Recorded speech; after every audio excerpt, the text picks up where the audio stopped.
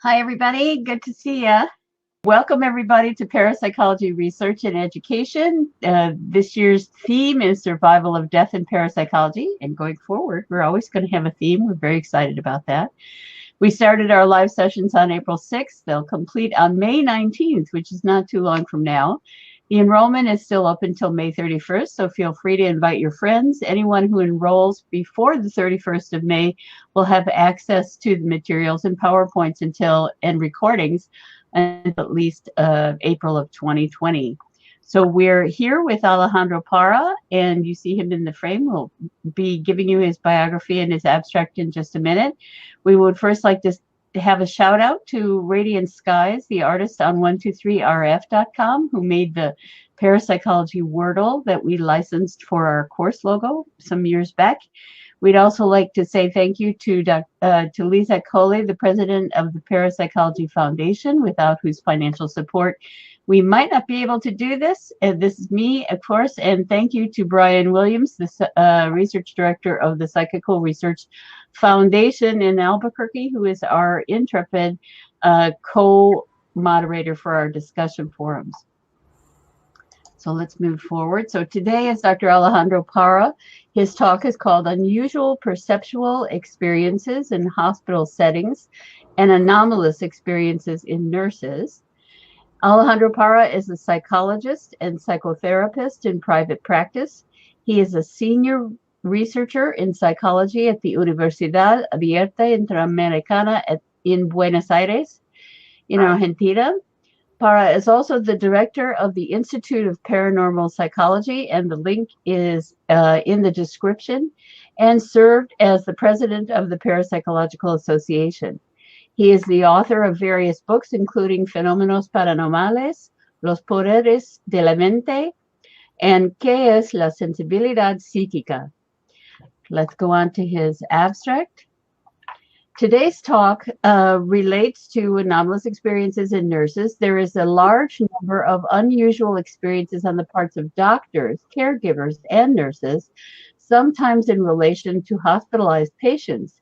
However, although such professionals have themselves been witness to inexplicable events, dozens of unexplained experiences, such as visions in people about to die, near-death experiences, or patients who recover suddenly and totally from illnesses after a religious intervention.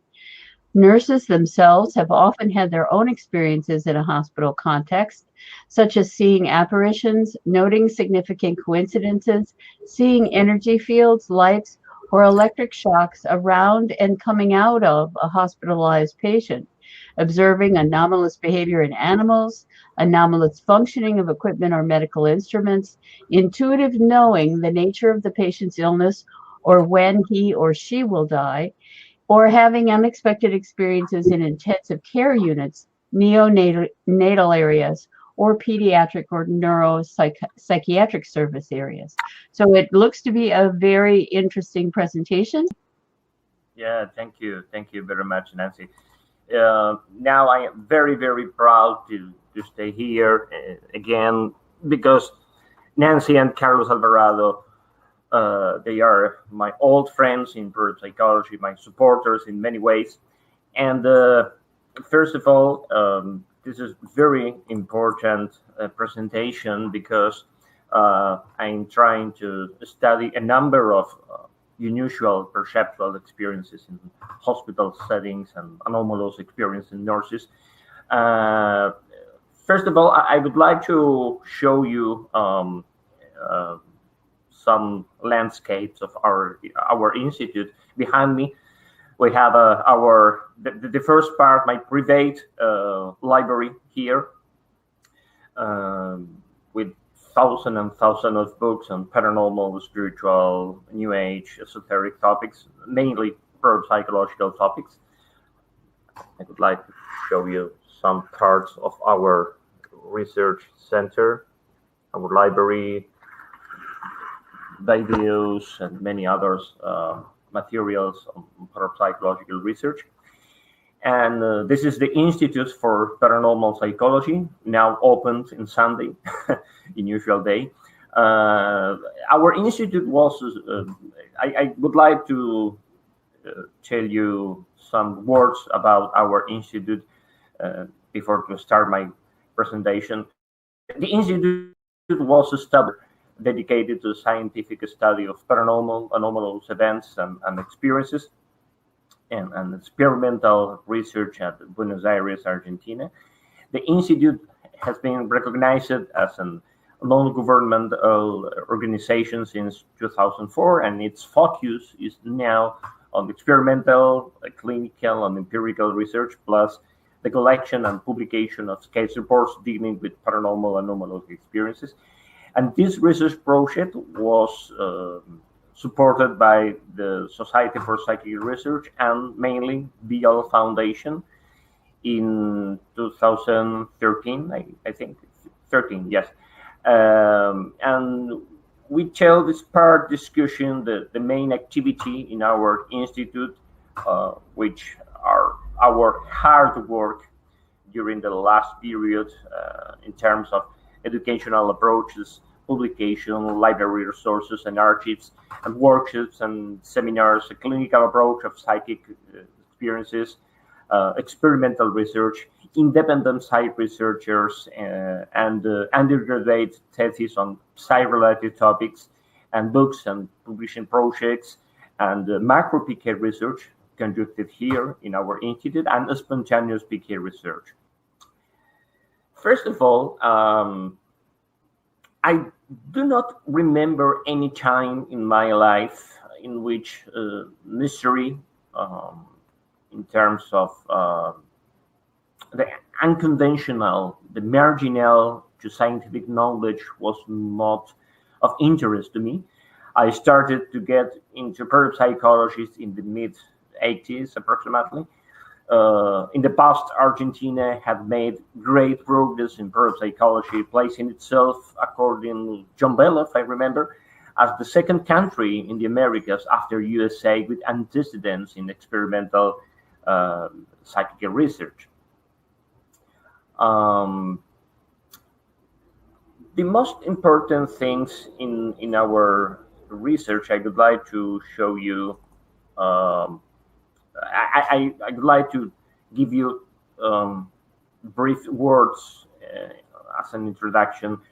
The hospital and clinics, sanatoriums, nursing homes, pediatric wards, even ambulances, and other health center can become a breeding ground for the occurrence of unexplained events.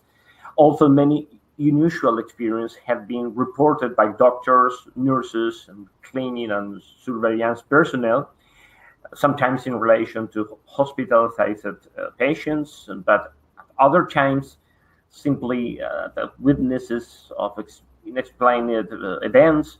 Very little efforts have been made to quantify or organize the narrative of these events in a rigorous and detailed manner.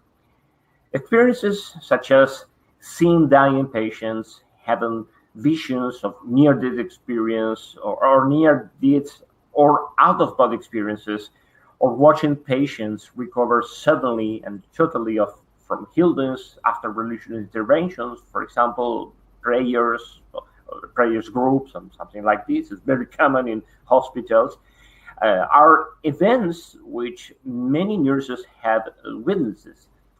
At other times, it is the nurses themselves who have had such experiences in a hospital context, whether in terms of apparitions, significant coincidences, seeing energy fields, lights, or electroshocks around, or when leaving hospitalized patients, observing the anomalous behaviors of animals, for example, cat, birds, flies, and so on. Noticing the anomalous functionings of medical equipment or instruments, intuitively knowing a patient's illnesses or when he or she will die, or having experiences under special treatment conditions, such as in an intensive therapy units, operation rooms, neonatology areas, or pediatric or neuropsychiatric hospitals. Finally, other nurses who have not had any such experience or their own report having heard reliably people about their own surprising events. Also, the accounts of these and other experiences might be attributable to fantasies or fabrication of a bored or stressed nursing staff, perhaps as an escape valve to channel tensions of a grueling workday of complaining patients, bad-tempered doctors, or stressed working conditions. Most professionals do not believe that these experiences are either strange or supernatural. For example, we live almost daily with these testimonies. Often, even doctors are surprised, but most common is the rule to say, okay, see, hear, shut up. Said Claudia, one of the nurses interviewed. One of the currently with palliative care on the medical agenda of attention is being paid to issues related to the pain management, palliative sedations, and euthanasia. This is a big step. However, dying is a very personal process that is determined by religious beliefs, spiritual convictions, personal experience, and cultural background. And my presentation here does not attempt to romanticize death or deny suffering. There is suffering, and death can be very painful. Often there is a battle on the deathbed, and dying may be a great upheaval for loved one as well as the person encountering death. One cannot deny or conceal the feelings of pain after the loss of a loved one. And what hospice caregivers can touch us is how develop our sensitivity in order to recognize this deathbed experience while remaining calm when our loved ones are dying. Also, I have had collected hundreds of exceptional human experiences through my research in parapsychology, and the idea of interviewing nurses and collecting their particular experience began with the graduate thesis written by Paola Jimenez Amarilla and undergraduate student and also a nurse, whom I encouraged to conduct a large number of interviews with colleagues in a hospital in the southern of Buenos Aires province. When we discussed the methodology of the research, we decided to carry out a study under a mixed qualitative and quantitative design, whose objective was initially to carry out a survey to describe the types of anomalous experience occurring in the hospital settings, accompanied by the psychological measures to evaluate the people's propensity to hallucinations, their absorption capacity, concentration on task, and their work stress. The results were so revealing that after my student was graduated successfully, I continued to expand the study using other psychological measures, and for example, schizotypy prone and empathy, for example.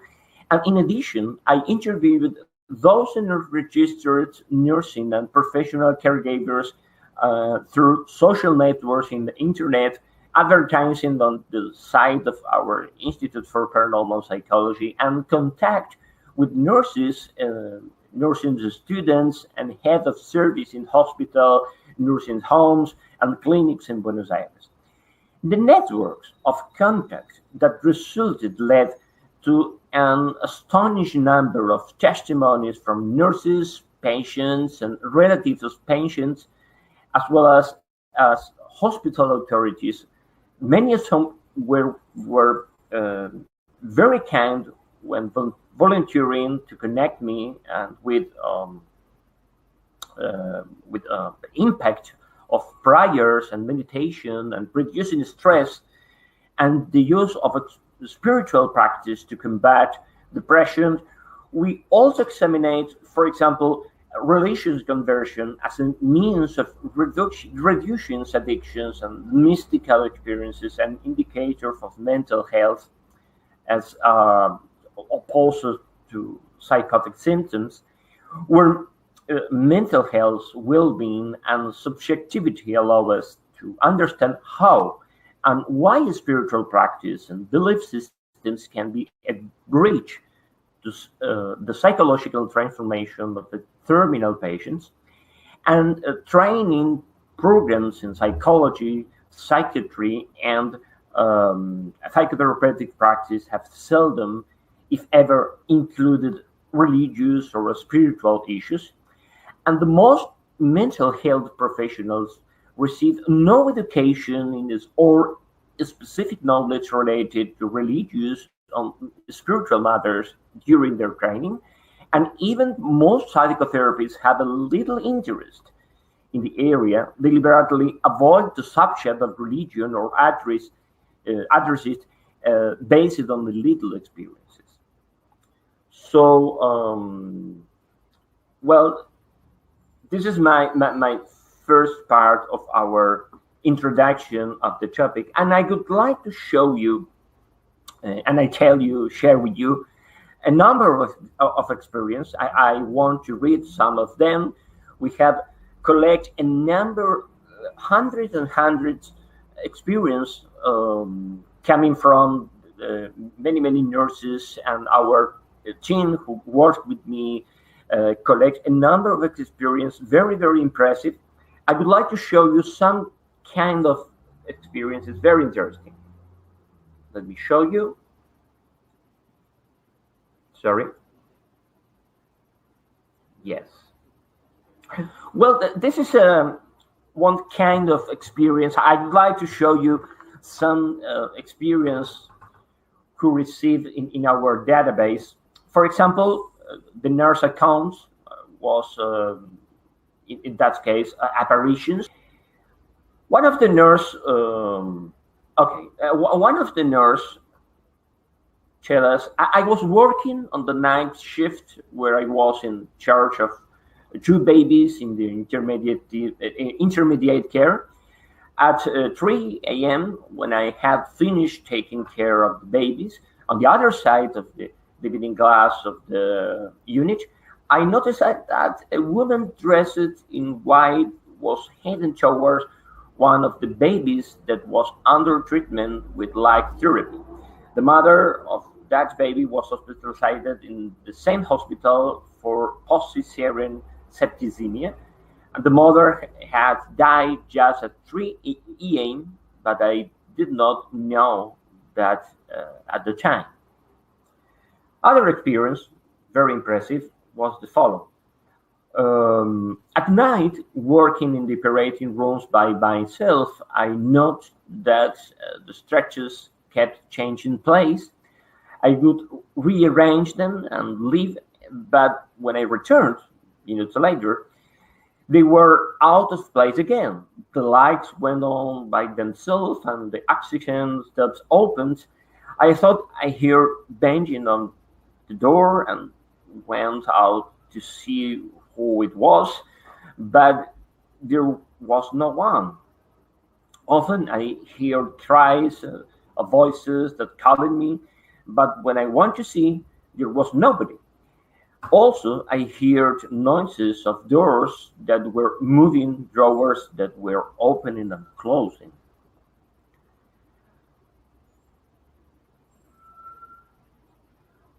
Scents, for example, this is a very diversity of experience.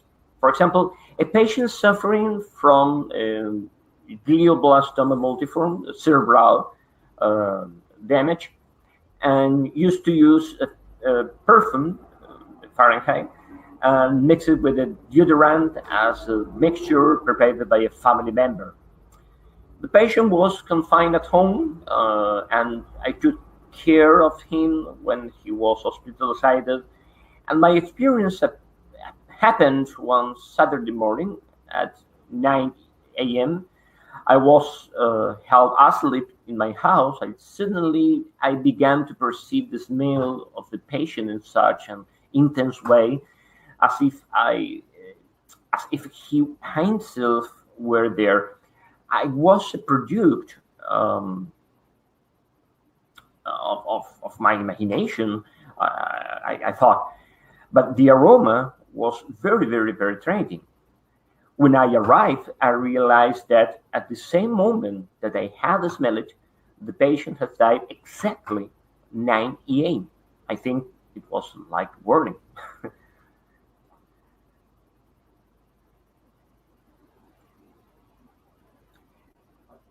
Other accounts, second case, apparitions, in that case, once when my partner and I were alone, we felt something cold running through our bodies for a few seconds. The next night, a child died. It's quite common. We do not even consider it something paranormal. I have heard about mothers who say that they uh, don't want to occupy the certain room because there is men who look at them.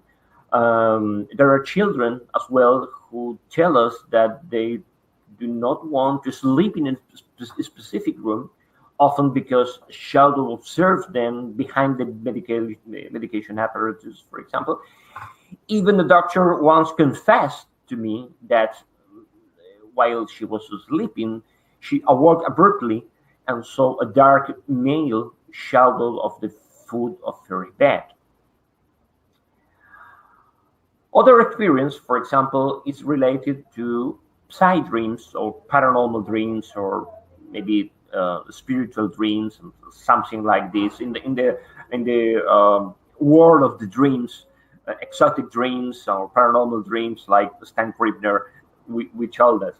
Um, in the case of nurses, on one occasion, I had a dream about a patient whom I had attended in a home for elderly, and I had a very special connection with that patient. This is a very, very impressive, and we pay attention because many nurses not only can experience in the context of the hospital, but outside the hospital as well.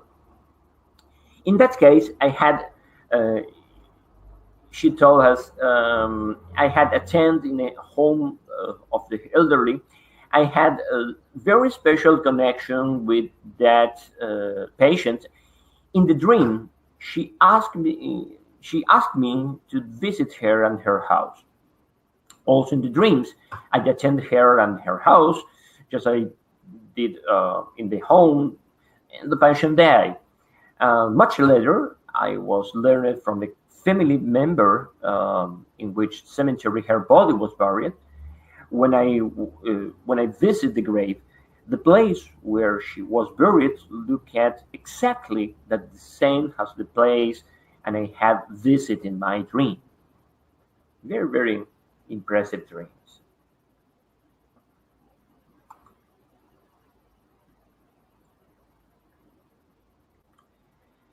Other kind of nurse accounts is related with the deathbed experience. For example, in a nursing home, I attend a relatively young patient of about 50 years until his death.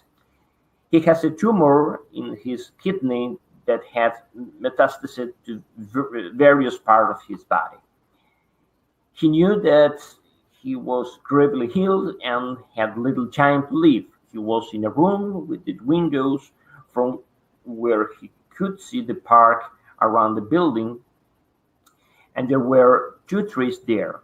One night, he said he saw one of his three closest friends, who had already died before him, and leaning on one of the trees, calling him insistently.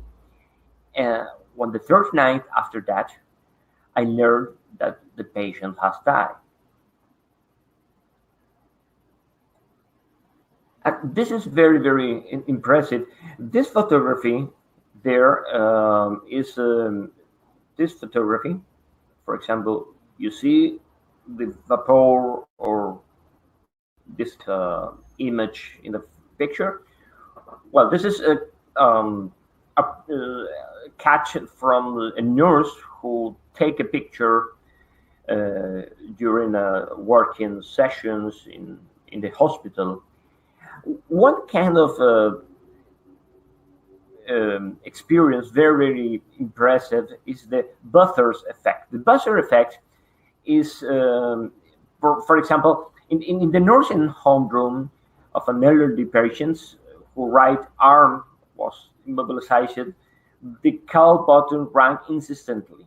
This is a very, very common experience in many nursing home, hospitals, and some places. His left arm, where serum had been injected, was also immobilized. Therefore, they could not have moved either of his arms to press the button. When my partner pushed the call button away from his bed to prevent him or someone else, even thought he was alone in the room, from pressing it, but it still rang once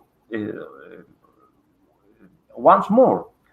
The next day, the patient died, but the button was still ringing, even though there was no one in that room. It did not have any technical defect, although we did have it checked and it worked perfectly well.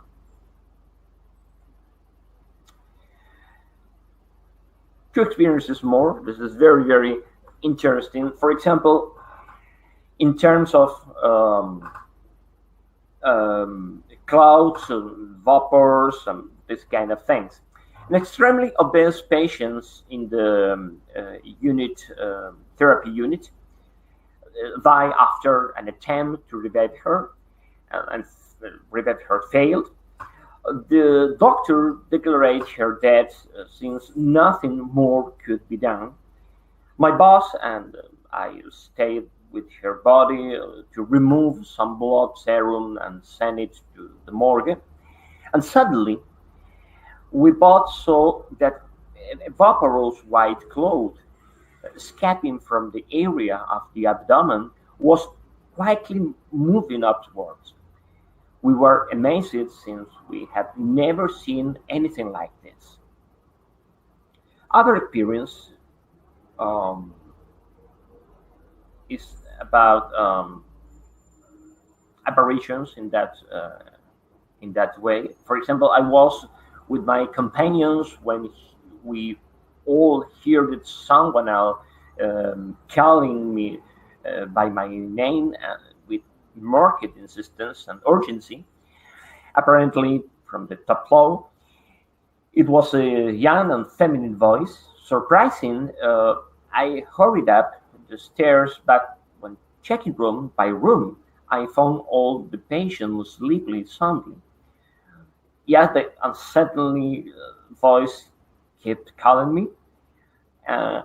Unable to figure out what was happening, I decided to return to my classmate.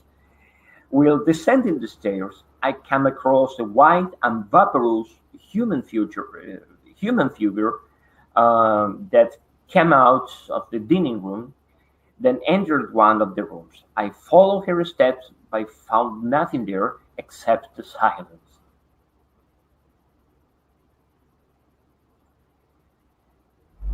One of the really strange experience in hospital settings is related with, for example, animals. Animals is usually to use in therapeutic matters, such as, for example, horse therapies and using dogs, for example, with kids, and some kinds in the hospital with parks. There are many, many cats, for example. It's very, very funny to see that. And in that case, one nurse tell us this kind of experience, very, very, very impressive.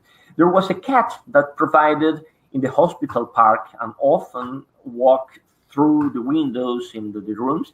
Some patients feed it through the windows, for example. One night, the cat was very insistent about entering the room of Mary, tracheostomy set patient. Although I threw it out, the cat insisted again and again on entering through the window. The next day, I learned that the patient had had a cardiorespiratory arrest and died. Often, when the cat visited the room, you had to see where it was because it went right to the area where the most serious patients were staying, some of whom were terminally ill. The cat had the habit of circling around the patient, which seemed to indicate that someone was going to die. For example, there was Ruda, a patient who had had a car accident and was in a vegetative state. The cat was hanging around the windows of her room, and the patient, a few minutes later, passed away.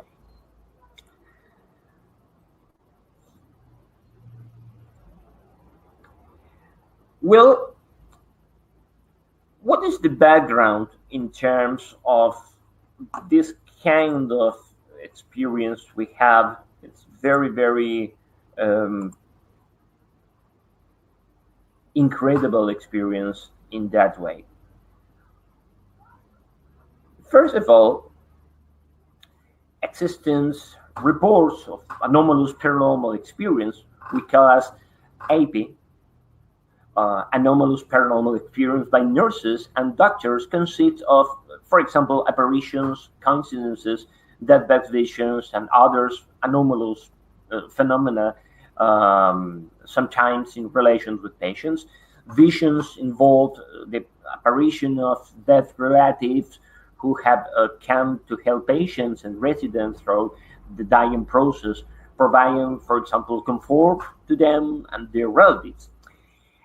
Coincidence are experienced by someone emotionally close to the dying person, but physically distant, who is someone somehow aware of their moment of death or says the person visits them and the chain that time to say goodbye, again providing comfort. Others describe seeing a light associated with the feel of compassion and love. Other phenomena include a change of room temperature, clocks stopping synchronistically, account of vapors, mist, and shapes around the body at death, and birds of animals appearing and then disappearing.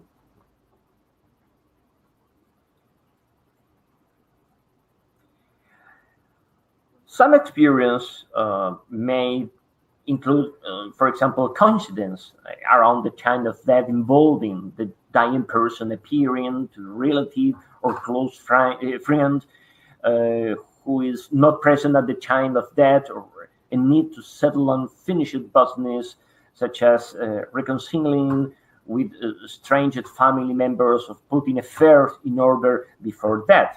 This is a very, very common experience, and we collect a number of experience from the nurses, doctors, Karens, people, and many others, and inclusive people close to me. And more recent anecdotal accounts from the nurses and doctors suggest that this kind of experience, the APIS, the anomalous paranormal experience in hospital context, consists of a much wider range of phenomena than purely deathbed visions. They may include coincidence around the time of death involving the dying person appearing to a relative or close friends who is not present at the time of death, or a need to settle unfinished business, such as reconciling with estranged family members, of putting affair in order before to die. And one of the impressive things. Many people now die in hospitals where, unfortunately, nurses have either the time nor the training to deal adequately with this very important aspect of the dying and grieving process.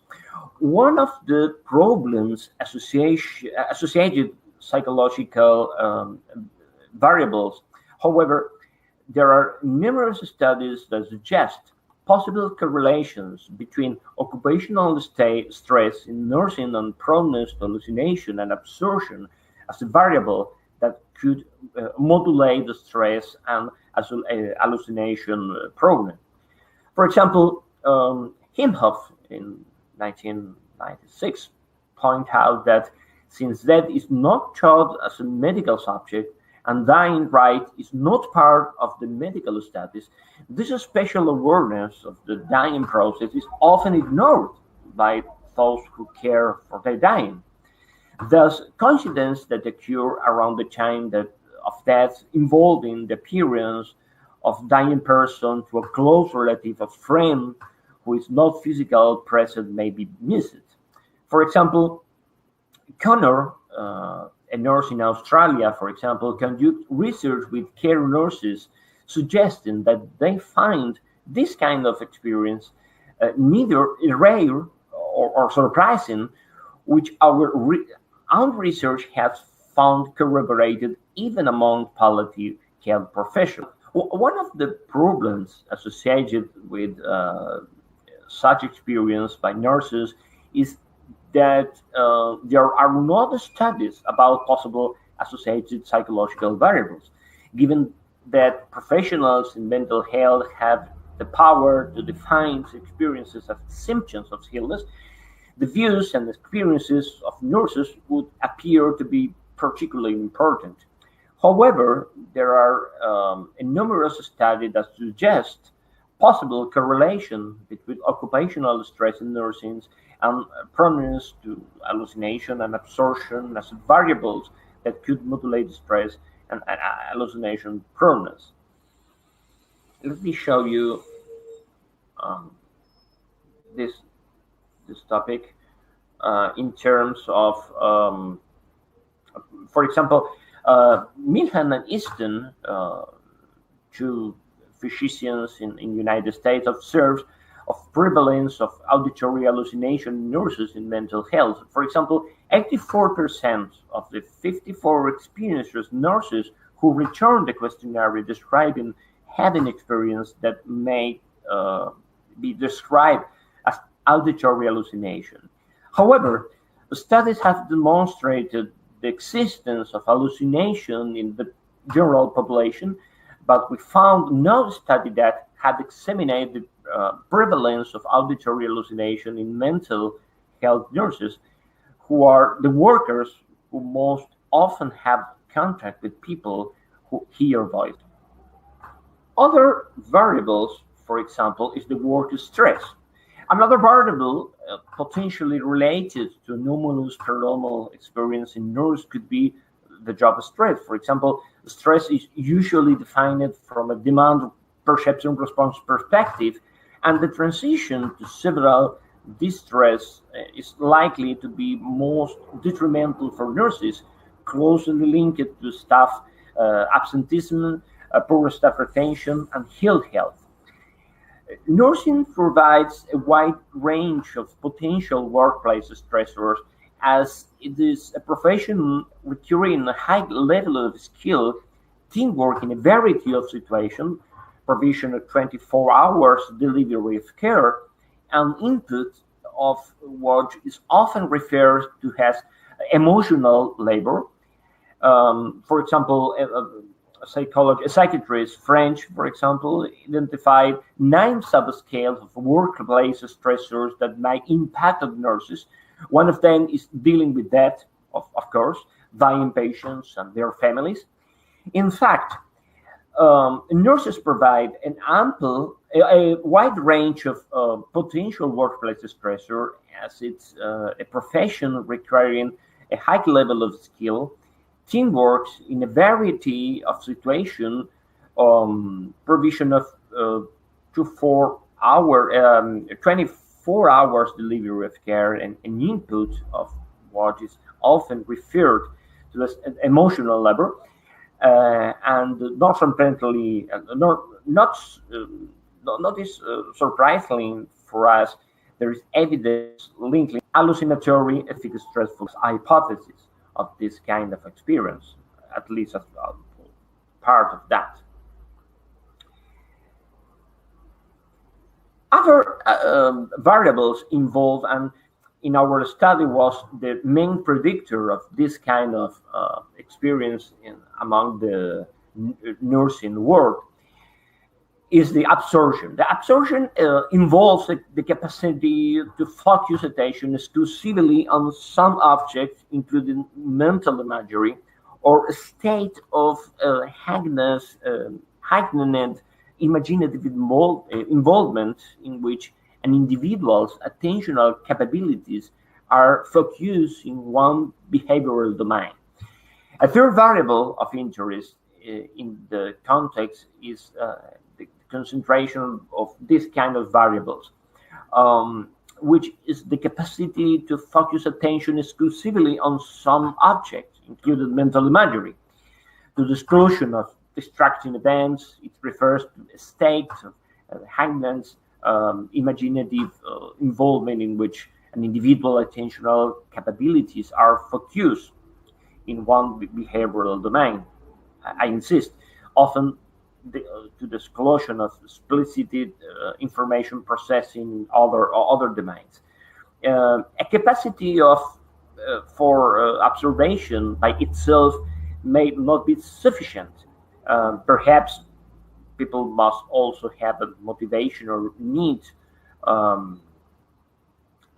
for the experience of observation, as well as a situation suitable for inducing workplace stressors, such as a hospital setting.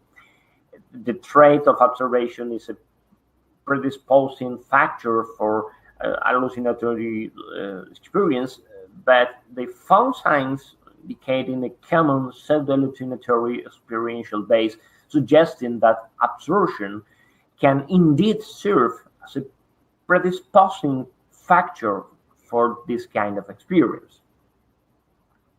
The second one, a part of observation, is the empathy. The empathy, it refers to an affective response more appropriate to someone else's situation than to one's own.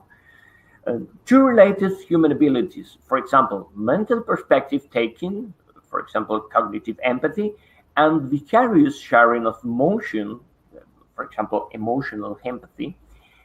And some studies note that the empathy in emotional interaction with patients enhance the nurse's job satisfaction and the possible association between empathy and nurse fatigue, hunger, and inclusive depression, for example.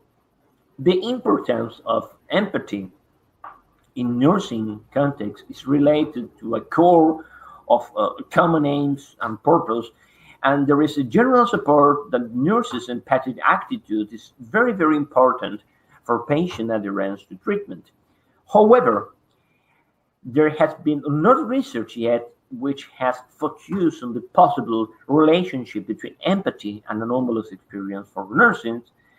In a previous study conducted by me, I found the anomalous experience, not nurses, general population, score higher in empathy than non-experience.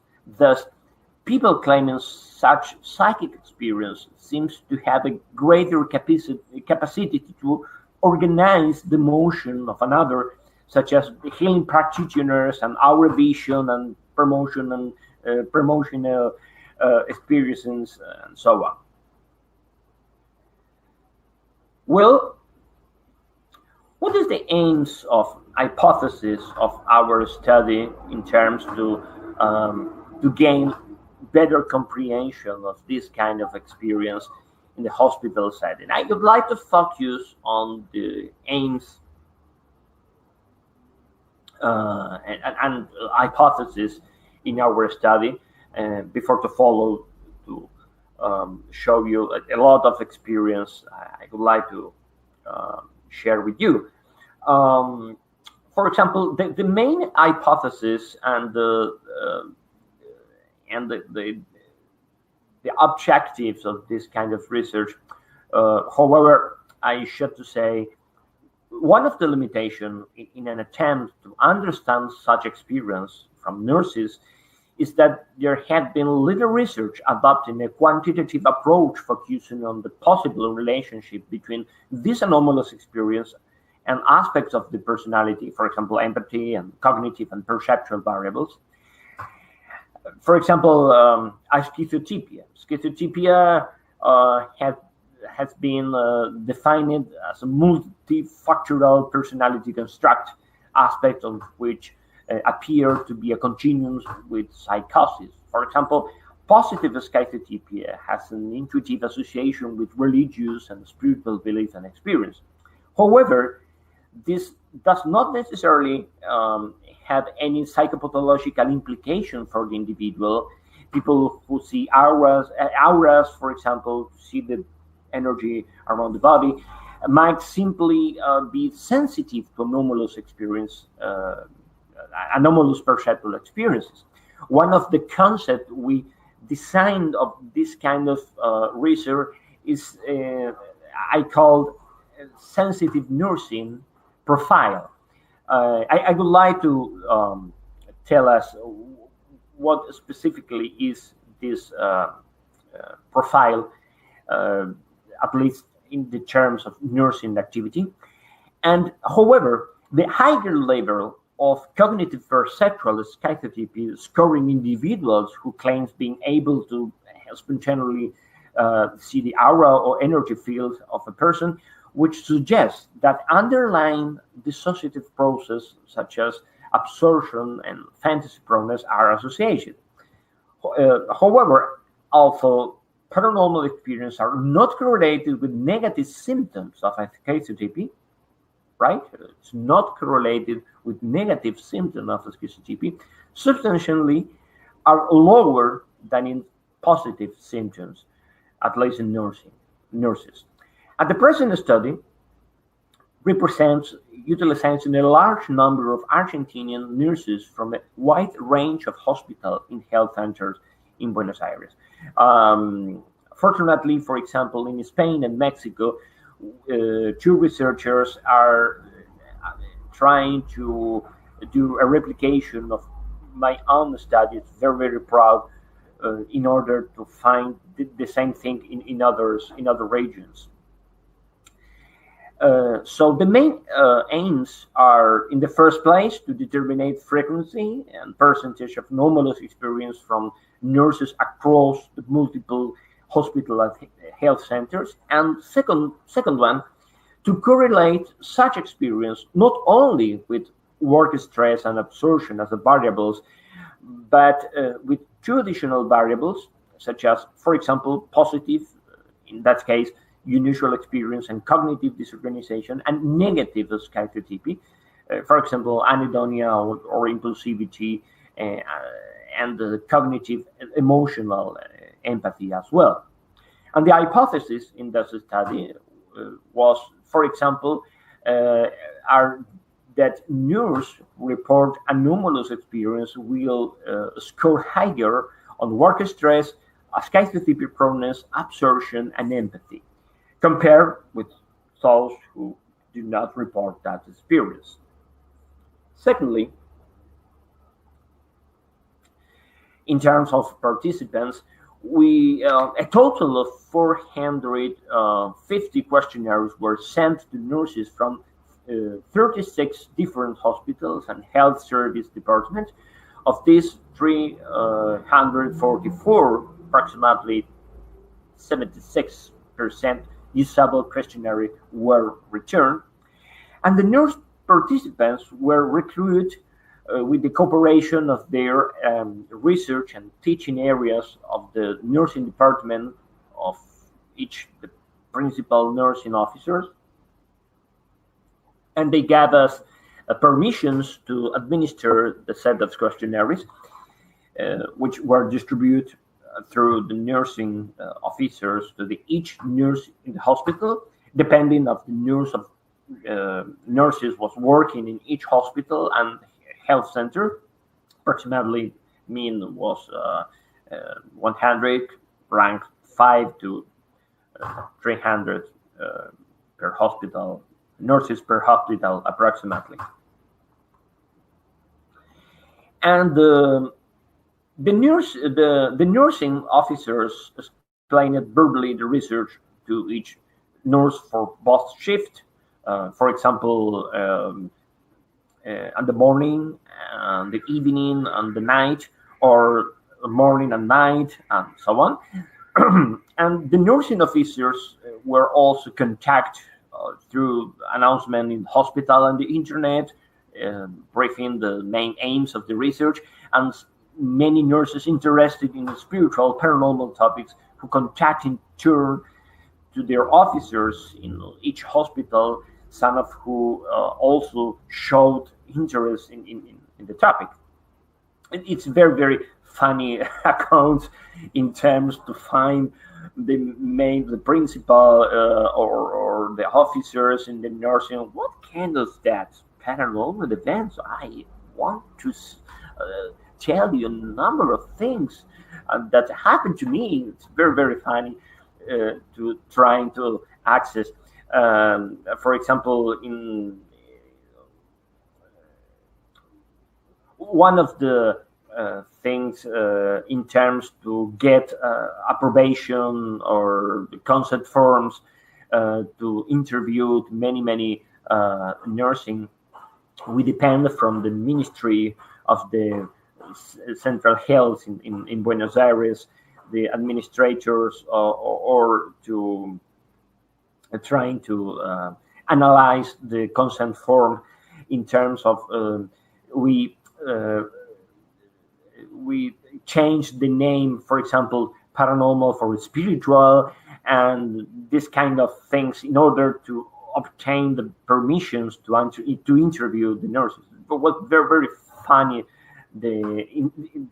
examined inside of the research project. And some nurses, approximately 80, were also recruited from courses and seminars through nursing schools and health center seminars, where the questionnaire were complete in the classroom settings with the permission of their teachers and directors, so on. We used categorization procedures, and the following criteria was used to split the sample into two groups. For example, nurses who indicated one time or multiple times of at least one of the 13 intents were categorized as the group, for example, with nurse experiences, A and E, for example, 235, and nurses who indicated never in all items were categorized as a control group in the same hospital in order to compare these kind of things. 8 items of the anomalous experiences in nurse and health worker survey, this is the name of the worker survey, were used to create an index or count or total of experience. That is, nurses as anomalous experiences themselves, but nurses as listeners of experiences from patients and other nurses were excluded, right? 5 items, I think. Let me show you. She's my mother. She's coming. It's not apparition. Just is my mother. Hi, Mom. Very good. Sorry. Well, let me show you 8 items of anomalous experiences in nurse 8 items of the survey were used to create an index or count or total of experience. That is, nurses as anomalous experiences themselves, but nurses as listener of experience from patients, and other nurses were excluded, right? First of all, the nurses group, nurse experiences, the sample consists of 235 nurses, from which 78% are females and 22 are males. The age range was approximately 19 to 68 years, 40 male, 40 years the mean, and nurses carried a mean of 11 years in their work in hospitals, from, for example, which 39 of them operated in the morning shift, 51 in the afternoon shift, and 45 in the night shift, the majority in night. And the main areas surveyed were rooms, ward, intensive care, neonatology, and others, for example, ambulances, and so on. I have a very impressive experience in that case. And the nurse control, for example, the same consisted of 109 nurses, from which 89 are females and 20 are males. The range is the same of the experiencers. And the nurses scored a mean of 9 years in their works, from which 21 of them operated in the morning shift, 16 in the afternoon shift, and 27 in the night shift. And the main areas were rooms, ward, intensive care, neonatology, and many others. And some of them were identified by the respondents and indefined by the respondents, for example, 11% approximately. Well, the instrument used, for example, was anomalous experience in nurse and health worker surveys. This is a self-report which has 13 yes/no items in terms of anomalous or spiritual experience during hospitalization, such as, for example, sense of presence and or apparitions, floating lights or luminescence, hearing strange noises, voices or dialogues, crying or moaning, seeing energy fields, lights or electric shocks around or out of patients, and so on. Other indications may include, for example, having had extrasensory experience or malfunction of equipment or medical instrument in certain patients, or a spiritual form of interventions. For example, prior groups. It's very, very common in Argentina and many other hospitals around the world. For example, to use some kind of therapy, spiritual therapy, or companion on prior groups around the bed on the patients, for example, laying hands, right image being blessed, and this kind of things. The survey also evaluates, for example, age, length of service, shift, morning, afternoon, and night, hospital area, and email and phone was optional, of course. The question can also split into two types. The type 1, again, nurses has listeners to the anomalous experience from patients, for example, near death or out-of-body experience, and other trustable nurses. And the type number 2, nurses has experiences themselves of anomalous experience. The second one, questionnaire we used, was the Massless Burnout Inventory. This is a worldwide and well-known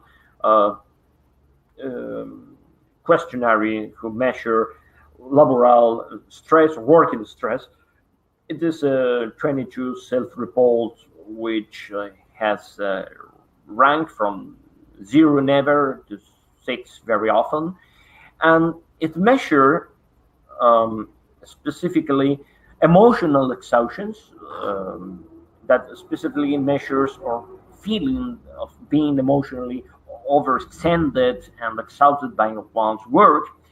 Depersonalizations measure, for example, feeling and impersonal response toward recipients of one's servants, care, treatment, or instructions. And finally, personal accomplishment measure or feelings or competence and successful achievements in one's works. The third one is the Telegram absorption scale. Carlos Alvarado knows very well this measure. The Telegram absorption scales, it is 34 items self-report inventory, each item of which requires a true or false response. The absorption addressed 6 general factors, for example, responsiveness to engage in stimuli and synesthesia, enhanced cognitions, oblivious or dissociative involvement, vivid reminiscence, and enhanced awareness. One of the absorption activity, for example, creation of opportunity for absorption activities, and how easy it was for the respondent to do so, for example, capacity of engaging in this kind of experiences. And we use the Argentine Spanish version. And the fourth one is the Oxford Liverpool Inventory of Feelings and Experience Revised. This is a very important questionnaire. It is a 150 items questionnaire. We use a reduced versions with a yes/no response in terms of basically 4 dimensions. In that case, positive schizotypy, which addressed unusual experience and cognitive dissociation. For example, the tendency for thoughts to become derailed, disorganized, and tangential thought disorders, and so on. And the negative schizotypy, in terms of to have some kind of anomalous perception or hallucinations or some kind of minor disorganization, cognitive disorganization. And finally, the last questionnaire was the empathy. I don't know if empathy. No empathy in that PowerPoint presentation. But anyway, I would like to talk about this kind of variable because it's very important. The interpersonal reactivity index, the empathy measures. This is a 33 item self-report, contain 4 subscales, 2 of cognitive empathy and other 2 emotional empathy. The first 2 are perspective taking on emotional comprehension, which aims to measure the tendency to try to find out and understand how another individual is feeling at a specific point in time. And the second 2 are empathic concerns and positive empathy, emotional empathy. And the scores on both scales are combined to obtain a total score that highest total score implied high empathy. And we have the Spanish version here with the highest Cronbach alpha confiability and so on. Well, let me show you the final results in the table 1, the percentage of nurses who report anomalous experience. In that way, this is very interesting because One of the most common anomalous experiences report under type number 2, in that case, as experiencers, are the sense of presence or apparitions, for example, hearing strange noises, voices or dialogues, crying or complaining, for example. No, this is intuitively another under type number 1 as listeners of experience of their patients, such as the near-death experience, religious interventions, and anomalous experience in relation with children, for example. Patients admitted to my clinic have reported near-death experience or similar during hospitalization or during clinical intervention, 25%. Patients in my health center have reported out-of-body experience. This is a low percentage, just 9, a bit more. During intensive therapy, I witnesses events of the kind of a sense of presence and apparitions, floating lights or luminescence or unexplained movement of objects, 28%. It's a high number. In my clinic, I witness events such as hearing strange noises, voices or dialogues, so on, 27%. In my clinic, I had the experience of seeing energy fields, lights, or shocked around or coming from hospitalization of the patients, 6, approximately 5-6%. And patients admitted to my clinic have reported extrasensory experiences, for example, knowing things about people or situation that could not know because they were interned or isolated, 7-8%.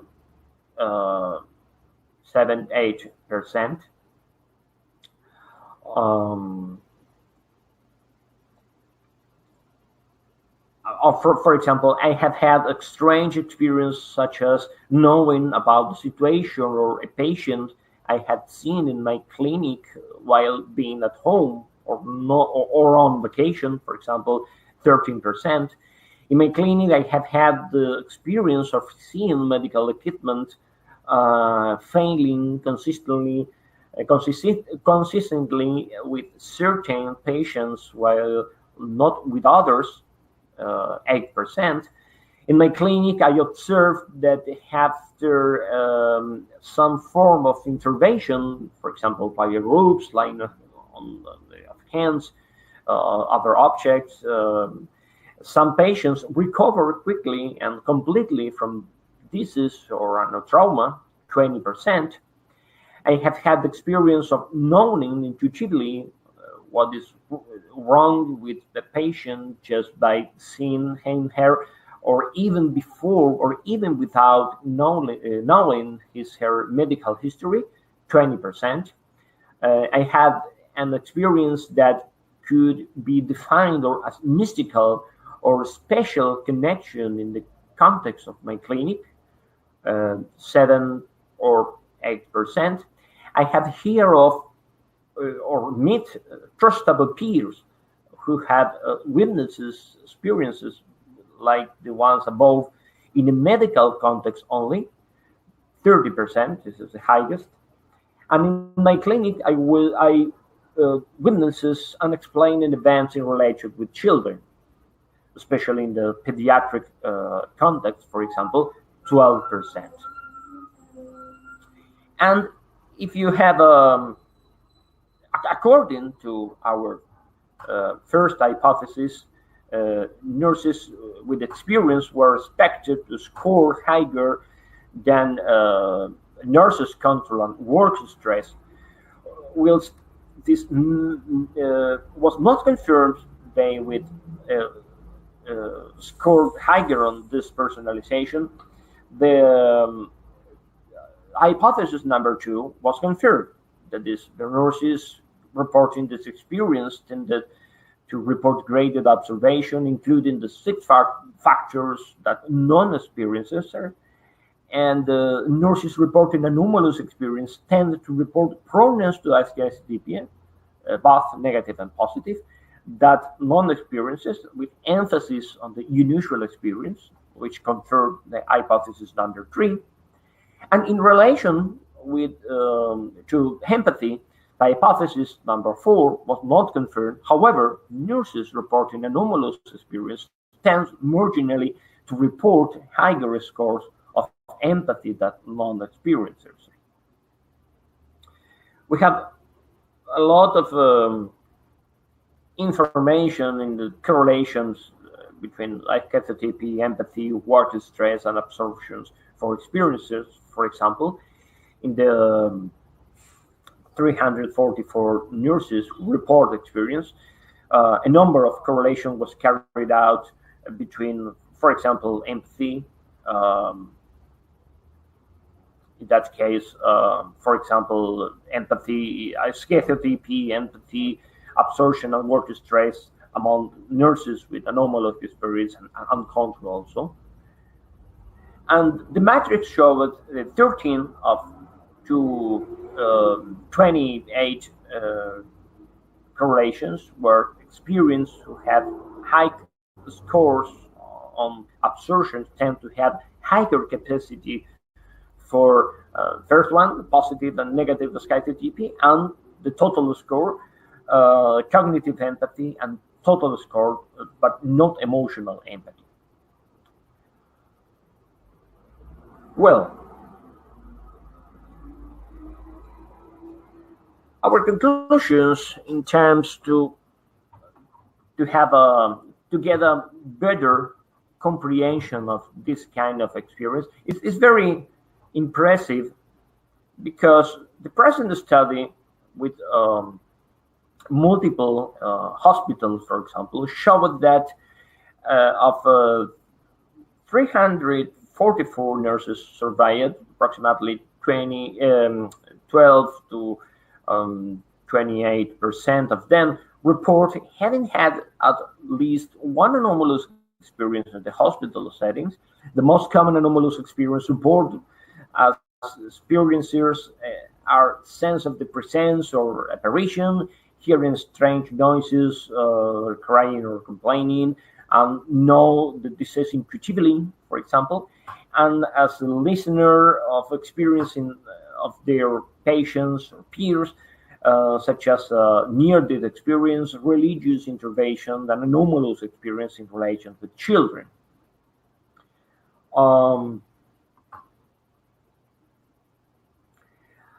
Unlike the first study, which was not significant, the nurse here tended to score higher than non-experiences, being depersonalization, for example, a factor of work stress, one of the main differential traits. However, it is difficult to conclude if some kind of depersonalization is also a trait related with anomalous experience, being defined as an unfeeling and impersonal response toward a recipient of one's service, care, treatment, or instruction, which it does not involve a perceptual trait. Nursing reporting this experience tended to report greatest proneness to schizophrenia, a positive and negative, with emphasis on unusual experience, which confirmed the results of our previous study on the high hallucination proneness and nurses. However, the present study implicates an interaction between schizotypy factors in predicting the subjective quality of anomalous experience in nurses. Consistent with previous research, present results also indicate a potential adaptative and indeed protective role for the anomalous experience. The results further suggest that the quality of anomalous experience as adaptative or detrimental may be influenced by both positive and negative schizotypy, a relationship apparently moderated by the participants' degree of cognitive disorganization, which is current with depersonalization factor observed in the experiences nurses. So, a possible theoretical model that seems to emerge from the present results in that schizotypy seems to be functional despite, or perhaps even in part because of his or her anomalous experiences. Positive schizotypy reflecting altered perceptual and or anomalous experience may be related to subjective anomalous experience and beliefs. Nursing reporting these experiences are tended to report higher scores of empathy with emphasis on cognitive and emotional comprehension in relation with their patients in comparison with the non-experiences. Probably, nursing with strong religious beliefs, for example, 20% prayer intervention, displayed higher empathy levels in relation with near-death experience, for example, or out-of-body experience um, of patients as a listeners, nursing as a listeners during hospitalization or during clinical intervention, for example, surgery.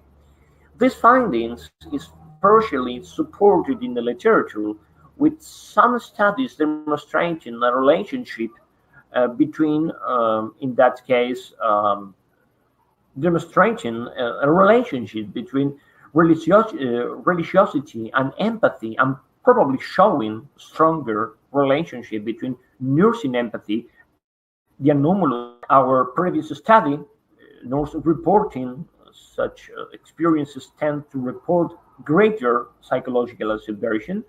The state of absorption could be associated with a focal object of attentional, even if imagery, as it becomes totally real to the experiencer. In the present study, however, capacity for absorptions appears to be only one of a constellation of related factors. Absorption in nurses may indicate a more habitual use of a recurrent desire to engage in absorbent mental activity, such that habitually poor reality monitoring becoming an enduring aspect of one's cognitive state. Well, this is very impressive because nurses who have anomalous experience need not mean that all experiences are pure hallucinatory fantasies produced by work stress. It's not demonstrated here, which could not be confirmed here, since some could still be potentially veridical if other possibilities are considered, such as consciousness being non-local, then there would be nothing paranormal about this experience.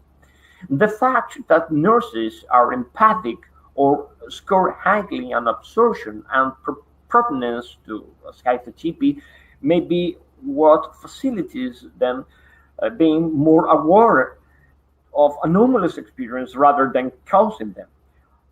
For example, apparitional and other apparitions like experiences are related to higher levels of reported absorption and imaginative fantasies experience in Argentina undergraduate students and paranormal believers, psychic claimants, and indicating that visions of ghosts may be related to cognitive processes involving fantasy and cognitive perceptual absorption, which are correlated with each other.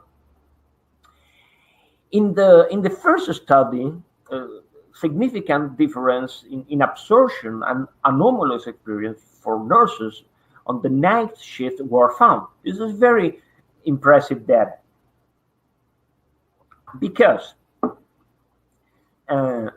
which could indicate that certain anomalous experience need lower noise in perceptual terms, and that absorption could be a variable that is sensitive to certain anomalous experience, such as seeing apparitions or hearing voices. Probably future studies will be conducted in addition, introducing, for example, a qualitative approach to explore the nursing experience in terms of, for example, introducing a qualitative approach to explore nurses' experiences, mainly reflecting on the influence of this experience on the care of dying patients and their families and friends, and to contribute to the limited nursing literature topic in Argentina in other parts of the world. Okay, this is my first part of my presentation. The second part is following to tell you a lot of experience, cases, accounts we have. It's very, very impressive in terms to have a lot of experience. For example, this is a recent book published in United States on this kind of experience. The Spanish version is this one. This is the Spanish version. El último abrazo de despedida, experiencias paranormales en enfermeras. The English version is The Last Farewell Embrace, spiritually near-death experience and other extraordinary events among nurses. It's available from Nova, from a publisher, New Yorker publishers. Very, very interesting books. And we try to collect a number of cases and show you a lot of paranormal experience in terms to understand better what is the meaning of this kind of experience. The Last Farewell Embrace is a short book with 7 chapters. I'd like to show you some of the main chapters who deal, for example, the spiritual health in nursing practice, for example, the spiritually and the spiritual health, and distinguishing spiritually from religions, and spiritually, religions, and health. This is very important topics in terms to get a better comprehension and understand better what is the meaning of the spirituality, religion, and health in the nursing world. And the chapter 2, I remember, is when the end is only the beginning. The extraordinary experience of observing palliative care, the first observation in the history, the physical phenomena, was one of the most impressive things in terms to history is the work Carlos Alvarado remember very well, the work of Carlos Ossis and Errol Haraldson, who conducted in the 62, I remember, with doctors and nurses, but mainly doctors. We conduct a study with nurses specifically. And, well, in this chapter, we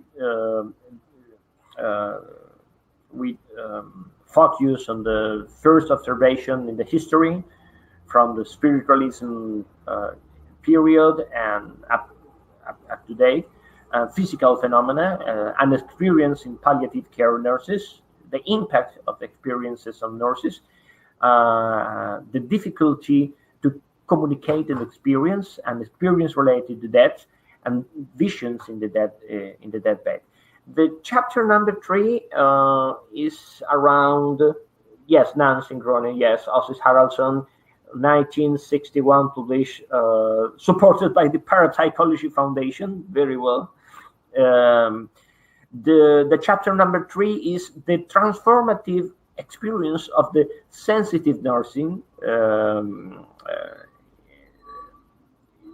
This chapter is divided into 3 or 4 parts.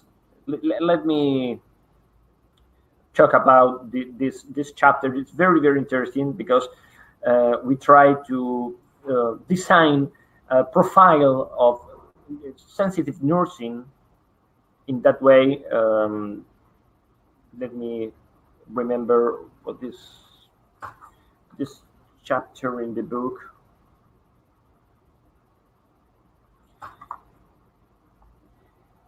Yes, the transformative experience of a sensitive nurses, the result of the survey that I show you, and the nurses received reports from four sources, other nursing college,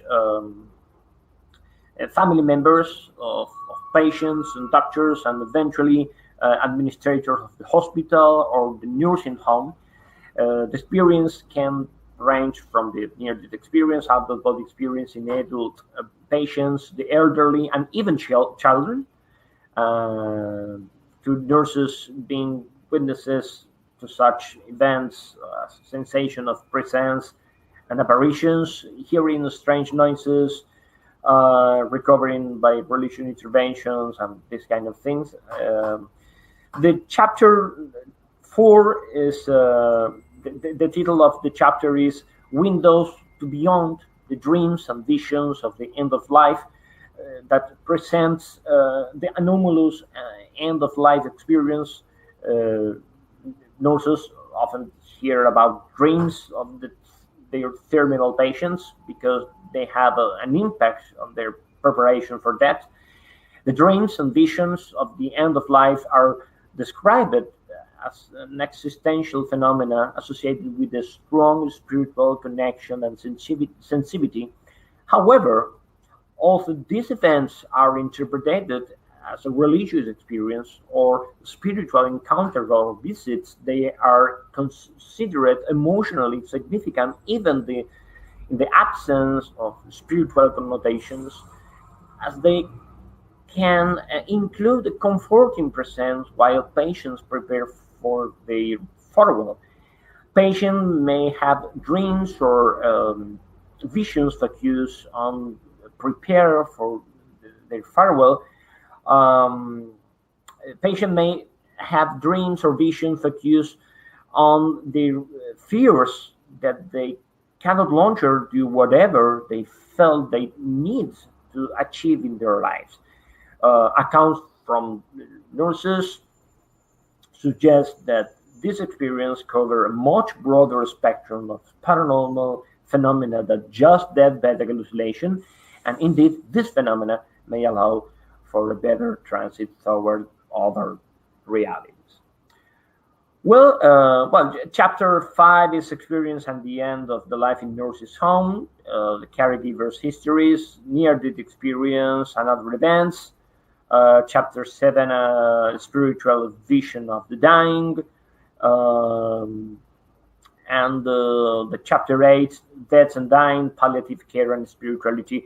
This is a guide for palliative doctors or palliative medicines and doctors and nurses who work in that possibility to working together, including the spiritual, not only paranormal, but spiritual approach on the nursing activity. Well, thank you very much for hearing me and to share this presentation. As you know, my second language, English is my second language. My first language is Spanish. Muchas gracias. Thank you very much. Merci. And well, I'm open to answer questions and many others comments. Thank you. Thank you very much. Thank you, Alejandro.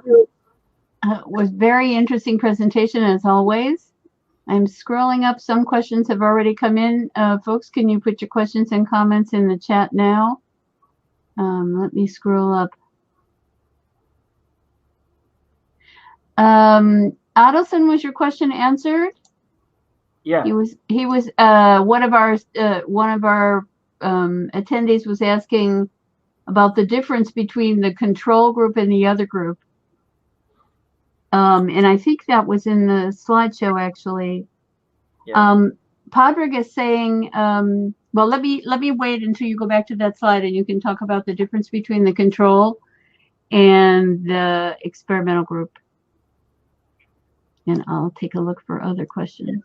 nurse group. What kind of difference you mean? I don't know if the question is about the main trait or the main characteristics of both groups. Well, nurses' experiences.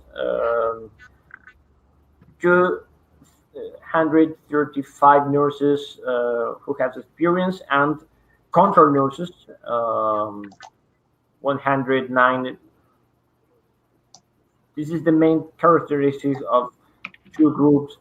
Nurse control was the group who has not report any other experience, no experience, zero.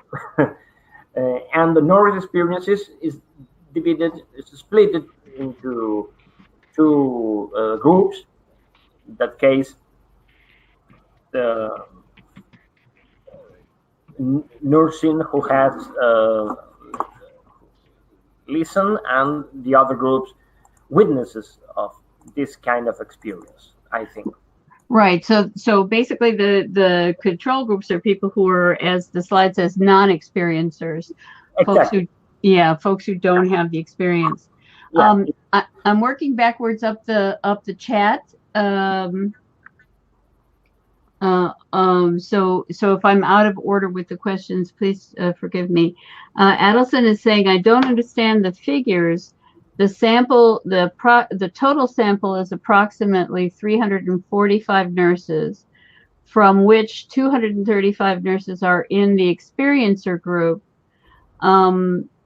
Therefore, shouldn't you have reported that 235 nurses, approximately 66% of the total sample, had unusual experiences? Why would you say that the higher percentage obtained was 30%? I think this is a confusion between the separation of into experimental and control, and then the data that you're relating later about the kinds of experiences that people got from each of these two different groups. Is that correct? Yeah. Yeah. You shouldn't. You have to report that 235 nurses, approximately 66%. Yes. And initial experience, but why did you? Well, the most okay. Um,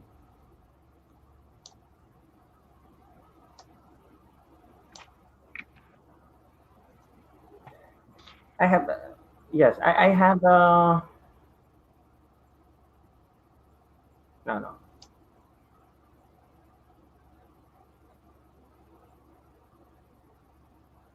What is? Yes, well, we have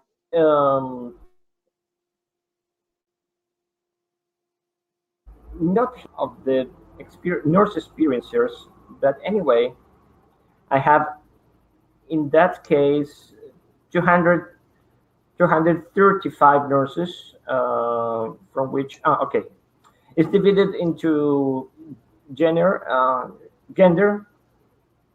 and this is the total. Yeah, this is right. Approximately 66, yeah, of the total sample, and the other group is approximately 33%.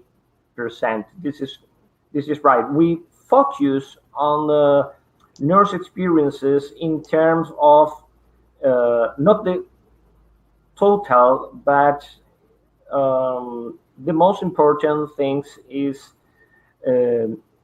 experience item per item, right?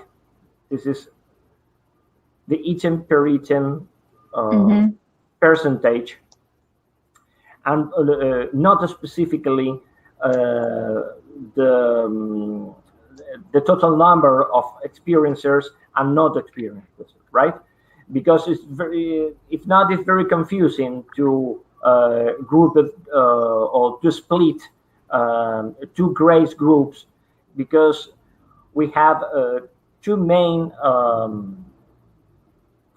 groups in that. For example, let me show you. This is the most important for us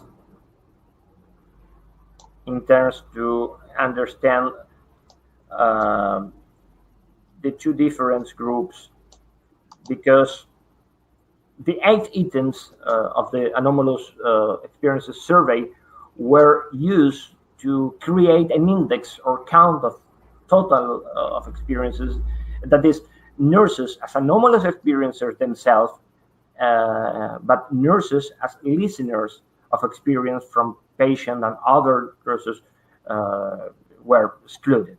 Just five items, I think. Okay.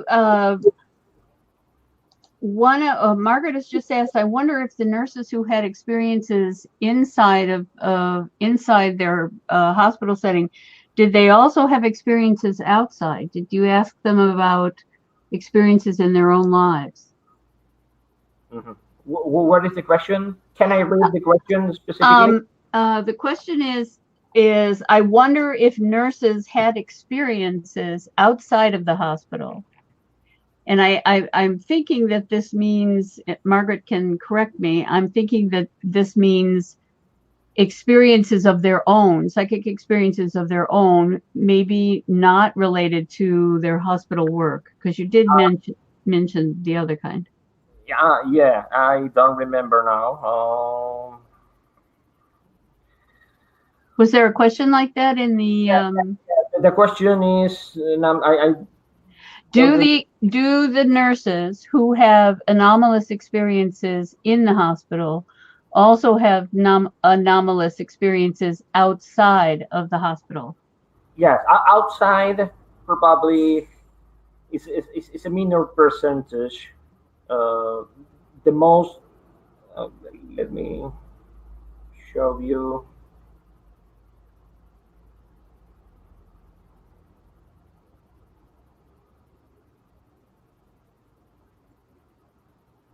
No.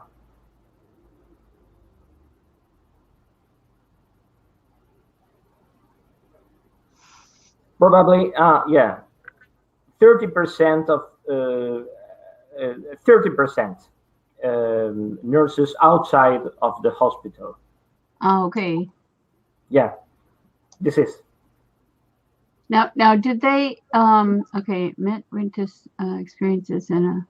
Okay, did they? Did you ask them about experiences, other types of experiences in their own lives that were not related to the hospital or their patients? Yeah. No. Okay, that's okay. Yeah.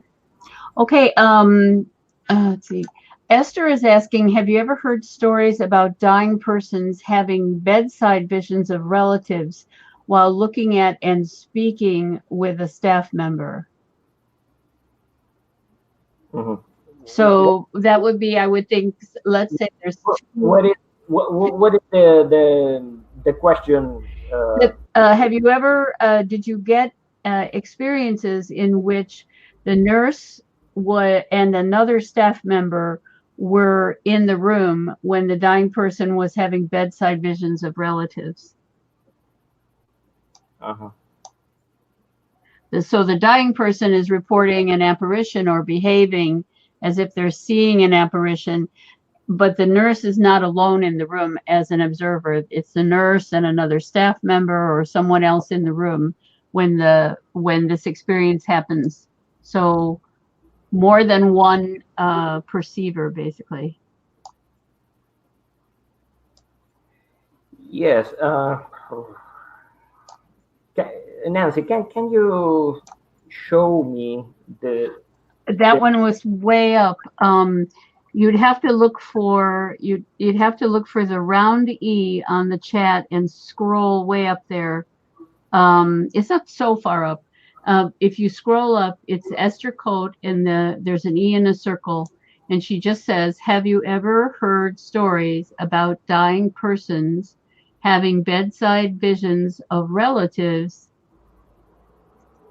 while looking at and speaking with a staff member? So Esther, did you mean, okay, Esther has said the apparition is embodying the staff member. That's interesting. Do you have an experience like that? That's on Esther. Are you thinking of a particular experience, Esther? That's pretty unusual. That's very interesting. I don't know exactly because I have a lot of experience in terms of relative. We have a lot of experience who affect your relatives and many other people. For example, let me show you um, one of the most experienced affect for example, people who has uh, uh, testified some kinds of paranormal events. For example, let me show you. I'm trying to find some experience, but I cannot to see that.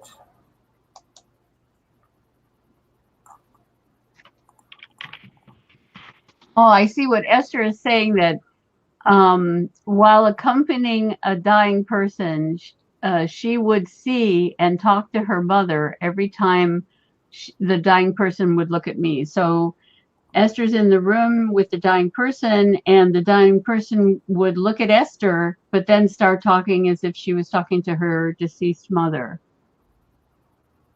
I think that's interesting because I've had an experience similar to that related to my mother, where I thought I saw an apparition of her while Carlos and I were on the street. But when I turned back to look at the person that I thought was the apparition, it was a different person. So it was as if I saw her, but then implanted, kind of put my mother's face or aspect onto that perception of this other person. Yeah, Um, yeah. so, I remember a lot of experience about that. For example, direct visual experience are possibly the most impressive, not only because they tend to seem as real as physically seen on other people, but because they are often shared by two or three simultaneous witnesses in full light, which is far different from the phantasmagoria of the popular stories and folklore. In one instance, two hospital nurses were watching over the intensive care unit. Both walked down the hallway that led the room, I don't remember, 15 or 16, on the sixth floor of the hospital, when they uh, described seeing a young male who was looking at us, but we only saw his face. On another occasion, with the same nurse, a patient told us that he had been visited by a blonde nurse, unknown to him, who took his blood pressure and auscultated him, but shift there were not nurse other than the two of us, for oh, example. interesting. Yeah, for example, other history, similar hospital experience follow. In checking the hospital, the operating rooms of a sector 1, when I entered through the door exclusively for patients, uh, I saw a nurse dressed in her white uniform heading towards Sector 2 on the operating room. I thought it was weird. And reading the experience, right? When I went back to the same door, I saw that the lights were off. I went through all the operating rooms on the floor and asked several nurses if they had been there, but no one except me had entered before. Um, Sites particularly prone to the occurrence of these episodes are, in addition to operating rooms, the intensive care unit of hospitals. Um, Occasionally, nurses report episodes in corridors or waiting rooms, but hospitals' intensive care seems to be a more productive source of vivid apparitional experience. This is very interesting because not only depend from the perceptual sensitivity or cognitive approach to study this kind of experience. Sometimes you can to think that some kinds of maybe informations, energy, pregnant or impregnance or something like this in the hospitals indeed maybe produce this kind of visions. We don't know. It's very, very interesting because, for example, I remember uh, one experience, a vivid operational experience. Um, I want to read this experience. This it's follow. As my partner and I were crossing the corridor, we felt that something cold had crossed our body for a few seconds. The next day at night, a child died. She maintained that it is quite common. We do not even consider it paranormal. This is very interesting because many nurses thinks that this kind of experience are not paranormal, but they are spiritual in some kind. Um, the paranormal maybe is a bad term to define experience because this kind of experience are indeed normal, not paranormal in terms of ghost or this kind of paranormal activity in the cinematography or something like this. For example, I remember Nancy, other Nancy, a nurse from a clinics in Buenos Aires province, recall an experience that happened 18 years earlier.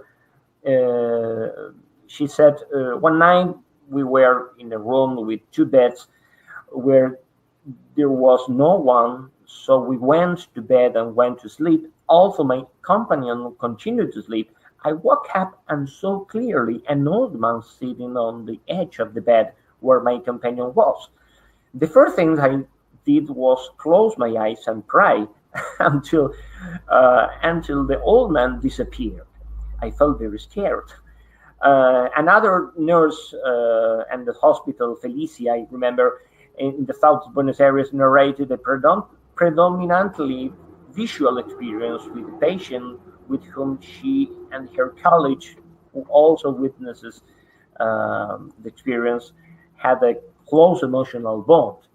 The experience was, I can read, 2 or 3 days after the death of a patient who had had a painful terminal illness, we were sitting in the nurse office, occupied in the administrative task with another nurses.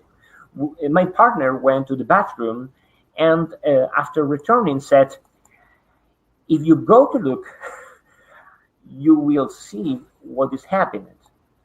When I went to the bathroom, I saw that he was standing in the bathroom door where there was no need to light, as he was clearly visible.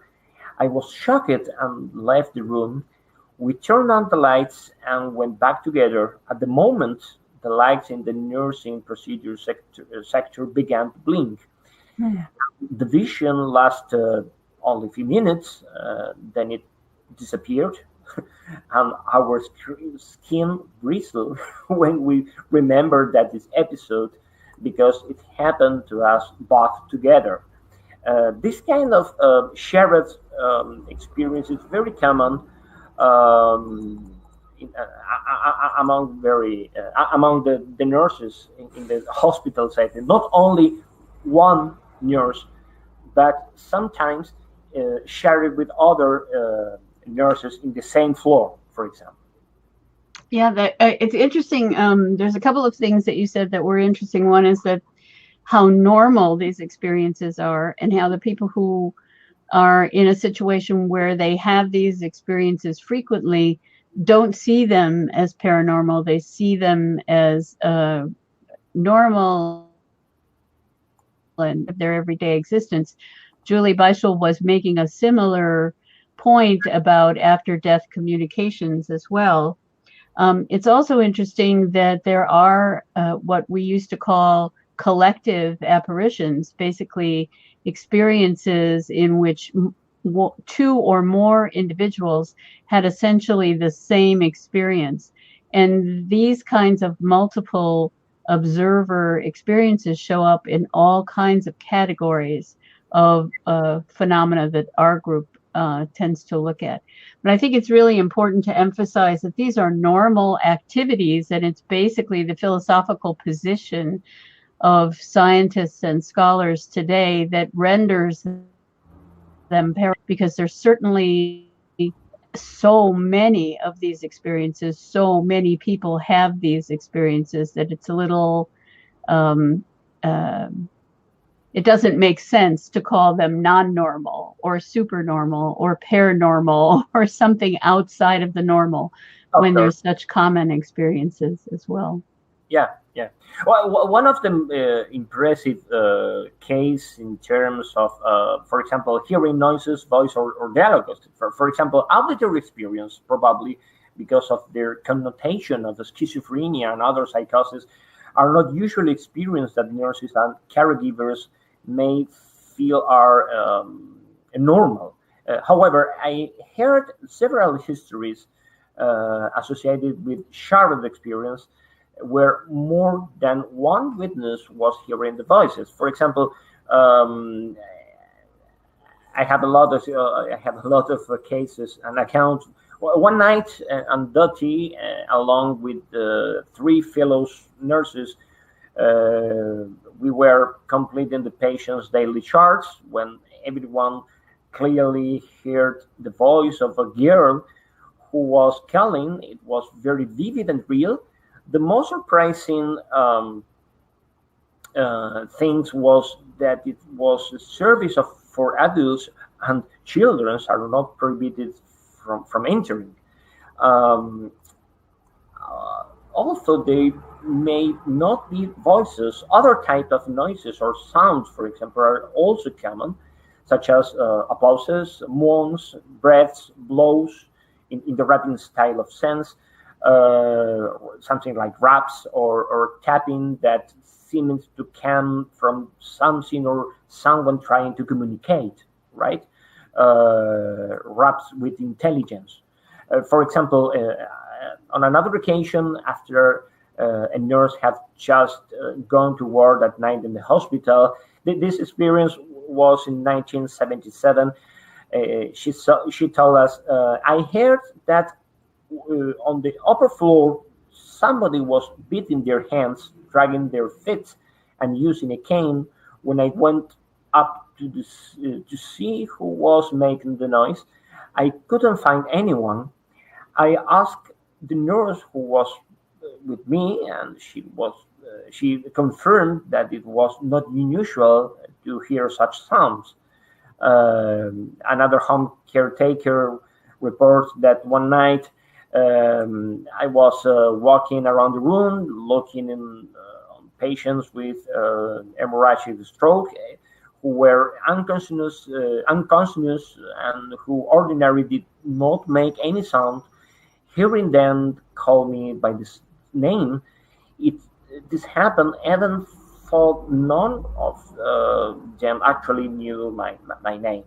And another nurse in the hospital told me that in the office we heard clearly the voice of a woman screaming and crying, my son. But when checked, nobody was there. This is there is a polysensorial experience in terms for smell, touch, feelings of presence, and so on, right? Definitely. And we were just saying how consistent this data is that you've gathered with so many other reports of spontaneous cases in terms of the type of experience, who sees them, how they go to investigate, and so on. One of our, Lisa one of the attendees had asked, when you were talking about empathy, that it's interesting about the connection of empathy and religiosity or some sort of belief. Could this translate to a belief after death? Or if are people who are very empathetic, do they also tend to believe in an afterlife or no? Well, empathy is a very common experience. Let me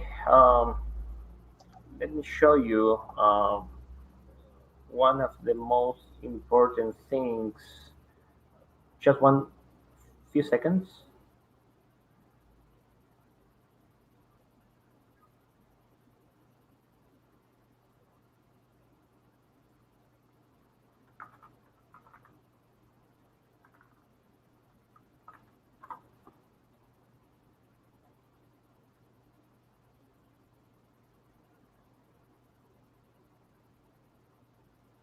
Yeah. Um,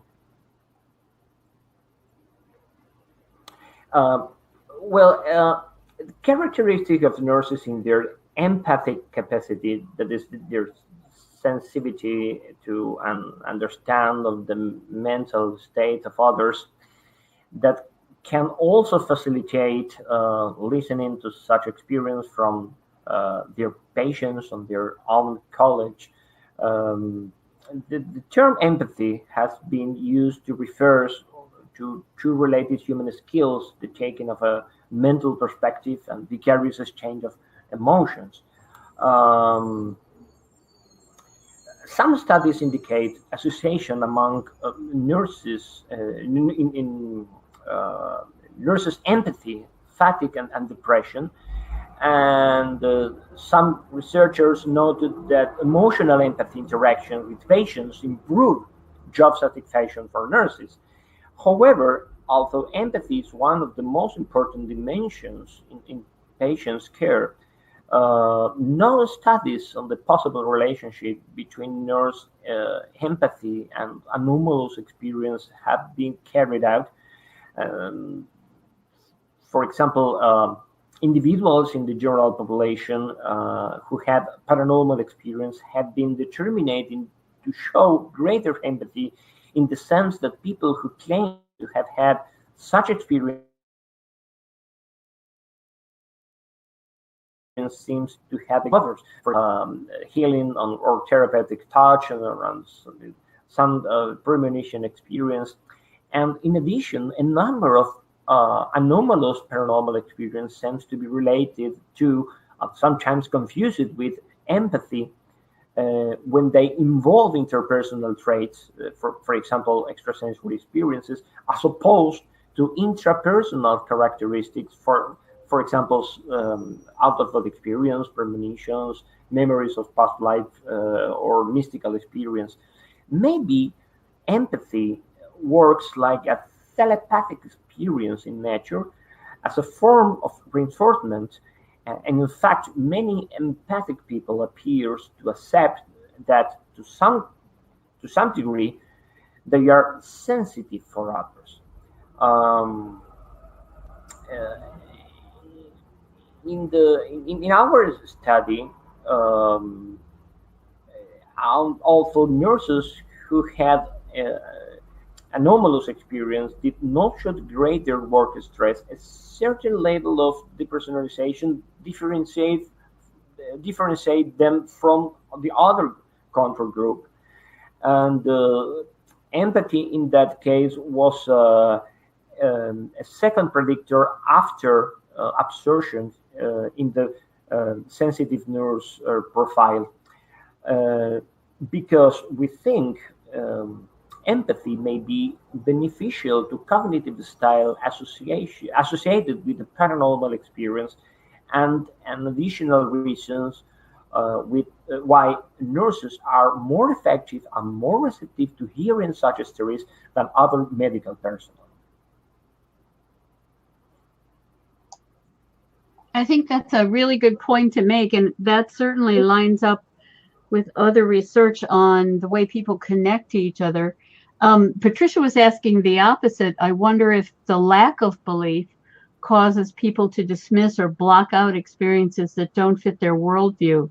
Their mind can't process it, so they ignore it or explain it away, then claim they've never had a paranormal experience. And I think that's also evidenced in the literature as well, that there's a, the whole sheep versus goat kind of thing that Margaret was mentioning. But I love the idea that what you've got here is not only an environment that is full of emotion-laden experiences for the families, the person who is ill, and the nursing staff. So, and for the nurses to be effective, as you were saying, they need to be empathetic. They need to have empathy to do their jobs very well. So it's quite a fertile ground for finding these connections between empathy and the ability to have or share what seems to be a paranormal experience. So I think those are really good points that you're making there, Alejandro. Yeah, of course. I think empathy and, for example, I remember Fenwick classified the experience of many nurses in two distinct categories. For example, transpersonal and final meaning. In terms of transpersonal experience, have a mundane or transcendent qualities that cannot be easily explained by the pathological process of dying. They are characterized by deathbed visions, for example, such as uh, following, such as the following deceased relatives who came to look for the deceased to take him or her away, and dreams featuring deceased relatives or pets that help the patient die, the ability to travel to and from other realities before dying, a coincidence that occur around the time of death, the appearance of the dying person to a close relative um, or friends who is not physically present, and phenomena that occur around the time of death, as watches that stop at the time of death, strange behavior in the domestic animals, or lights and equipment that turn on and off without apparent cause. The experience of a final significance is very important for us.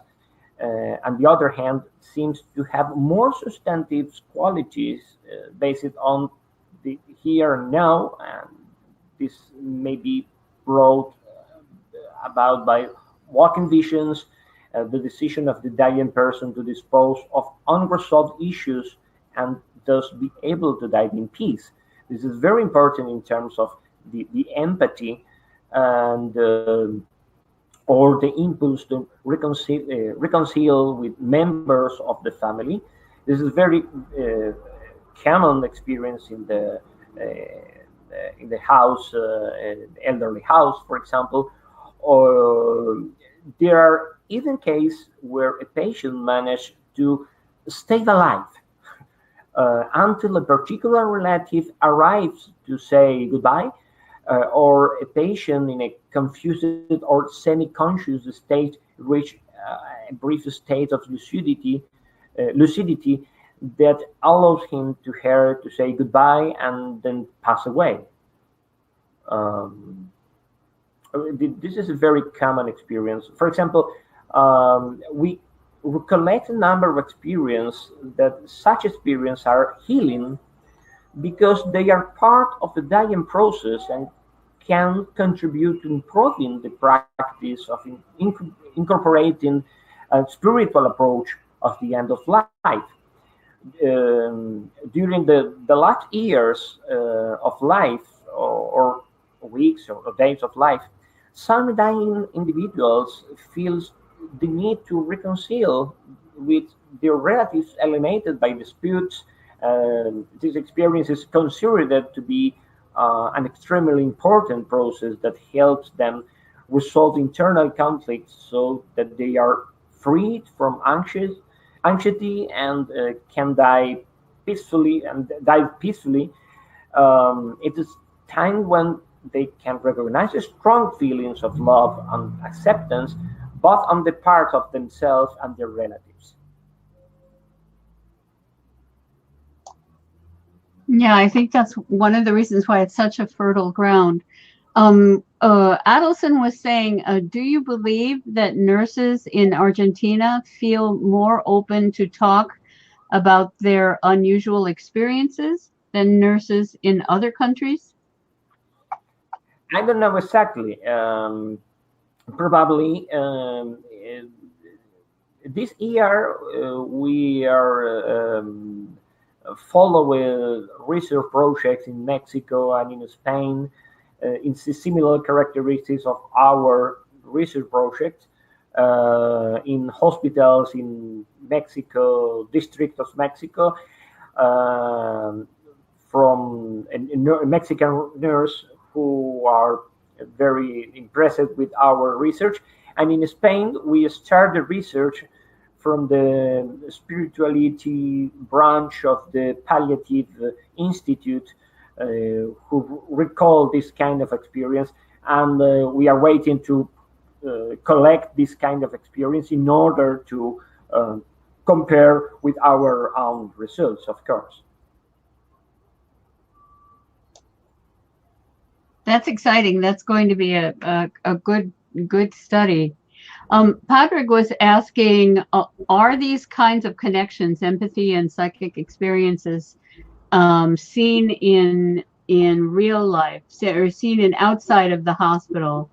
And can the personality traits of the nurses be found outside of the hospital as well? Yeah. Um,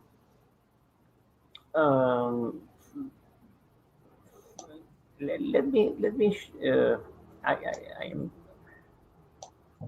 search an experience because let me 1 second. Well, it's interesting to know that 7 of the 39 nurses in our first study also said that they had experience outside the hospital settings, which supports the hypothesis that such psychic sensitivity may manifest both inside and outside of that arena. Um, in that case, cognitive style may be important than ability or frequency, as in the case of absorption, but it does not necessarily mean that all these experiences are pure hallucinatory fantasies.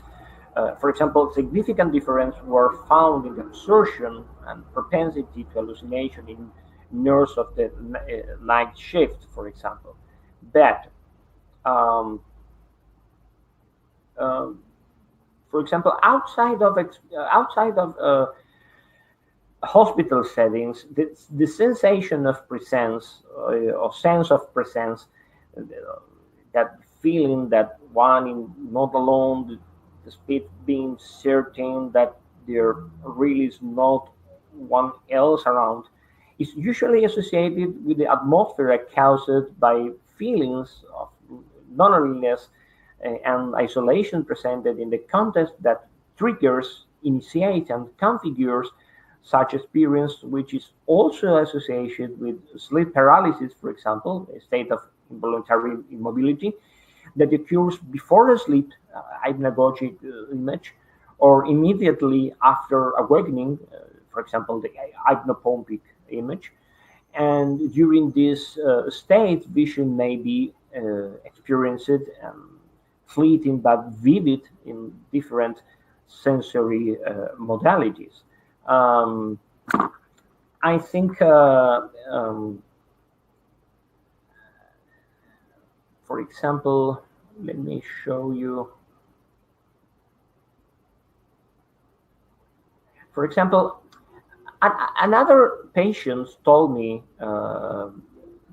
told her in nurse dreams where she encountered her deceased mother talking to her in a beautiful garden, telling her that everything will be fine. It was comforting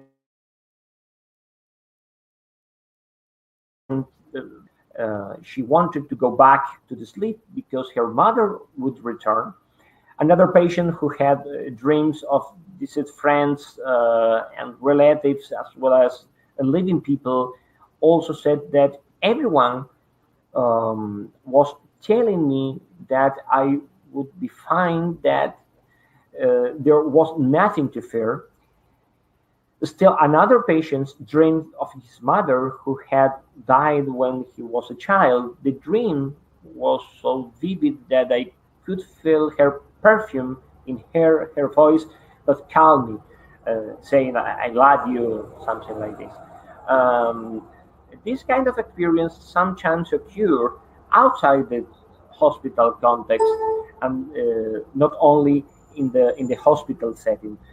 For that, nursing experience is very the nursing profile, the sensitivity profile, uh, it's very profile, uh, not only in the nurses but in the person who had of the woman or men who had um, experienced this kind of paranormal events. You understand? Yes, yes, definitely. Thank you. Yeah. We are at 2 hours and 15 minutes at this point. Yeah. So I'm thinking we need to round this up. Does anybody have any more questions or comments they want to put to Dr. Para?